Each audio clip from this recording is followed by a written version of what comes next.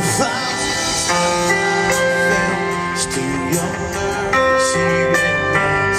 And should I stumble again, still I'm caught in your grace everlasting. Your light will shine when all else fades, never ending. Your glory goes beyond all faith.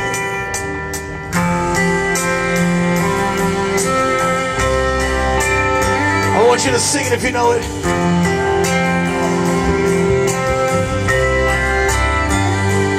Will upon else through my purpose remains, the part of losing myself and breaking you free is everlasting.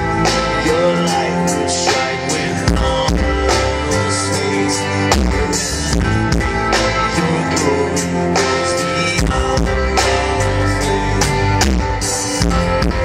My heart and my soul, I give you control. Consume me from the inside out. Let justice and praise become my embrace. To love you from the inside out.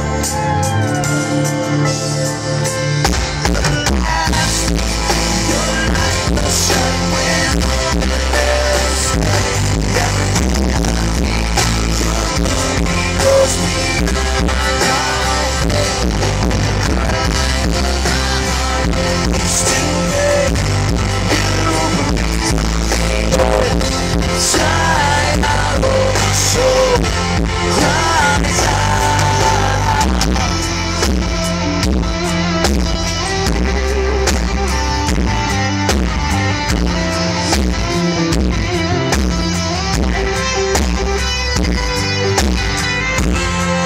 My heart and my soul, I give you control.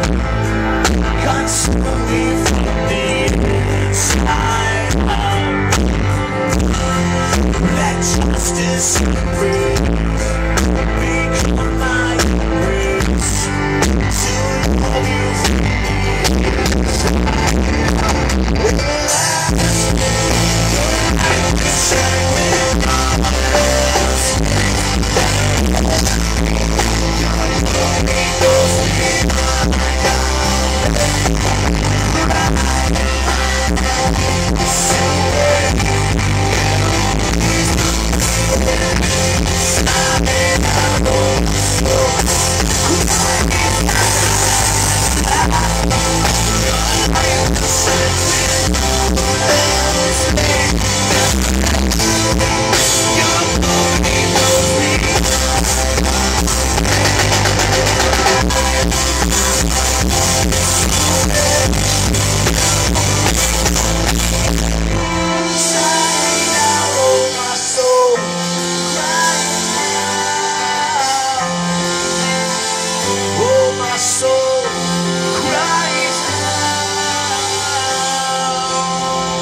give him praise out here today.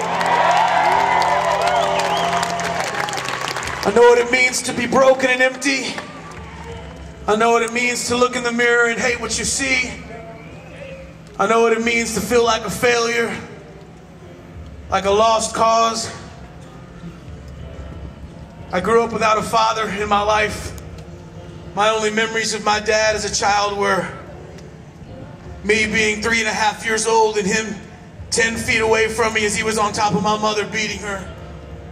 And I remember the blood and I remember the sirens, and I don't remember anything at 5 years old or 6 years old, but I remember being 3.5 and seeing that. And I remember it well. I was raised by a single mother on a single mother's income with no child support. My mom worked a lot of hours to try to support her 2 kids, my brother and I.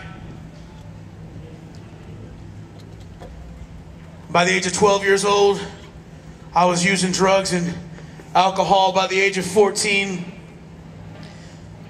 I tried my first line of cocaine. By the age of 16, I was selling dope. By the age of 18, I was convicted of my first felony. And by the age of 21, I was using at least $400 a day worth of cocaine. And there wasn't a day that went by that I didn't think about committing suicide. When I was 18, my mother gave her life to Jesus. Someone invited her to church, and she gave her life to Christ, and she would pray for me. And I thought that praying for me was a nice thing to do, but I didn't believe in who she was praying to. And I told her, even if there's this holy, righteous God in heaven, what would he want with a worthless drug addict like me? And my mom would tell me, son, when God looks at you, he doesn't see a worthless drug addict. He sees the apple of his eye. He sees his son who he loves so much.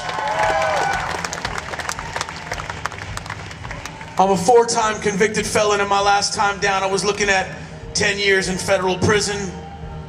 I've been arrested over 20 times. I'm embarrassed to admit that to you this afternoon. My mom just kept praying for me and holding on. Some of her friends from work told her, Mary, your son is a lost cause. Your son will probably always be on drugs. Your son will probably die from drugs. You have to let him go. And my mom said, I won't let the devil have my son. And she would pray harder and harder. You know, my mother started working when she was 6 years old, picking cotton in the cotton fields to try to help her parents buy her school shoes. She was good with finances, and even without child support and a job that she worked on commission, she still had perfect credit as a single mom. And then filed bankruptcy because of my drug addiction. Yeah, I'm ashamed. I know what it means to feel ashamed. She never threw the bankruptcy in my face. She just prayed. And I decided that her friends were right, that I probably would never amount to anything. And I knew my mom wasn't going to let me go. So at the age of 22, I decided to help her with that. And I took a lethal dose of cocaine to stop my heart. I wasn't looking for help. I wasn't crying out. I wasn't looking for someone to feel sorry for me. I was done living. My mother walked in unexpectedly, and I overdosed right on cocaine, right in front of my mother on her living room floor. She was screaming and crying out to God, this God in heaven I didn't really believe in. The paramedics came, they had me hooked up to all these tubes and wires, and they put me in the back of the ambulance, and I was coming in and out in the back of that ambulance, and I remember the flickering fluorescent lights. And it was there in the back of the ambulance that I felt the hand of God.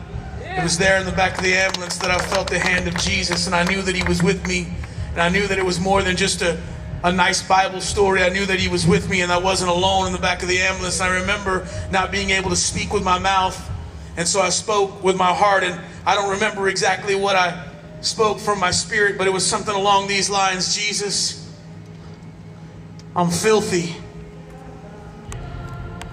and I don't have much to offer at all. And when I look in the mirror, I don't see anything good. But Jesus, if when you look at me, you see something more than a worthless drug addict.